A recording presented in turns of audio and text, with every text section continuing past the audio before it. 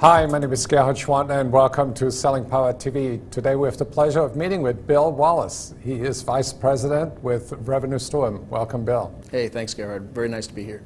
Revenue Storm is known for the sales process, and also you have something that really intrigues me is how to evaluate an opportunity.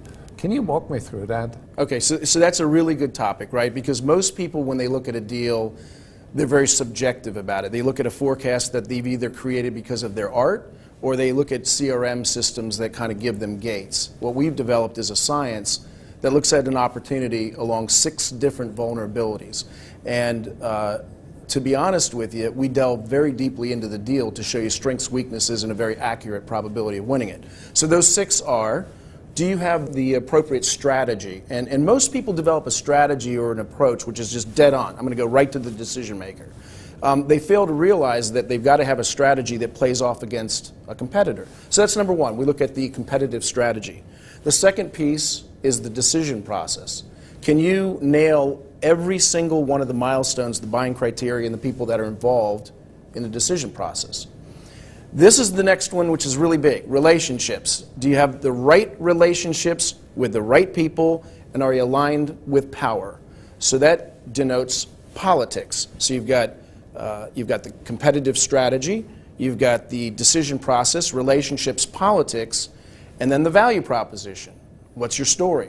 And then lastly, how are you creating momentum in the deal? And we ask a number of questions, and we coach very, very large, complex opportunities around those 6 vulnerabilities.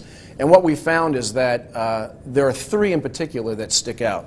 One is most people don't have the right relationships and no way to measure them. Or political ignorance. Right, that goes hand in hand. If I don't have the right relationships, I can't understand the politics. And the value propositions, especially in technology as an example, right, tend to be very technical, very mechanical, very transactional. And what you're trying to do is take a one-size-fits-all value proposition through multiple levels. It doesn't work. I'm convinced that probably 70 or 80% of the time that we lose an opportunity, it's because we lost politically on the deal, not because of solution or price. The question is, how do you make salespeople politically more savvy and experienced? And how do you measure whatever you're doing is really working? We don't go off of subjective opinion. We ask for evidence. If you tell me you've got a great relationship, I'm going to ask you, why do you have that? Tell me what you've seen, what you've observed. Give me hard evidence so I can say, yeah, that makes a lot of sense. So when we evaluate it, we're going to look at what's strong, what's weak. We'll give you the probability. The good news is it's a snapshot. So once we've taken the snapshot, now we dive deep into those areas, and there's tons of action items. What kills us is what we don't know. Why is this so difficult? Because everybody is talking about we need to translate insight into value for the customer. So it seems logically easy, but why is it so complex or so touchy? It's hard.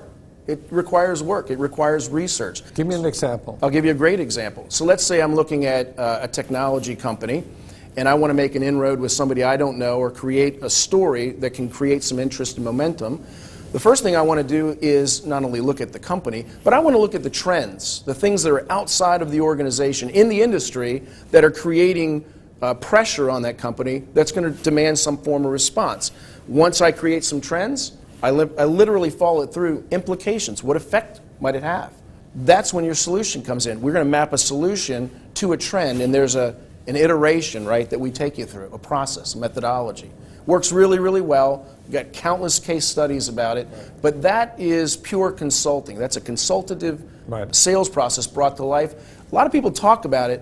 Very few people actually do it. You know, you do it first, it takes you a couple hours. You do it a second time, it's quicker. By the third time you do it, and you might know why this is, 3 is the magic answer. By the third time you do it, it becomes a way of thinking. Right. And here's the really cool thing. Once you do that, and you've really got that nailed down, you look at the old way you used to sell, and you're like, wow, I can't believe that I used to sell like that. Last question. You talked about deal momentum. What are the 3 things salespeople need to be aware of when they think about whether that deal has traction and is moving forward at the right speed? This is where politics comes into play.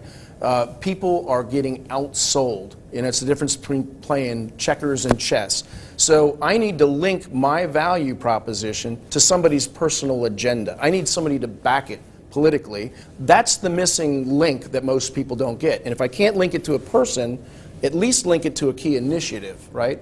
A really big initiative within the corporation, some type of corporate program, or somebody's personal agenda, as an example. Without the right traction, you're not going to have the right action. No, yeah, so no traction, no action. Right. I'm stealing that, by the way. Please keep it. It was a pleasure. Yeah, thank you very much. Thank you, Bill. For anybody who'd like to get more information, go to revenuestorm.com.